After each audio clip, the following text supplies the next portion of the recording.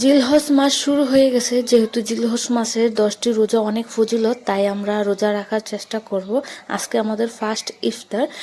আলহামদুলিল্লাহ, এখন আজান দিয়ে দিচ্ছে, এখন ইফতার শুরু করব। 3 বালতি কাপড় খুশি লাগে। আমি দুই নাই, মাথা খুশি লাগে। আমি দুই নাই তো খুশি লাগবোই। বৃষ্টি তো না ফা, তুমি বলো বৃষ্টি আসবে না আসবে না? ও মা, হ্যাঁ রেডি, বৃষ্টি আসলে ভিজবো। একটা কাপড়ের চিন্তা আছে, তোমার ড্রেস শুকাই তো না নাইলে। কালকে আবার স্কুল যাবো কিভাবে?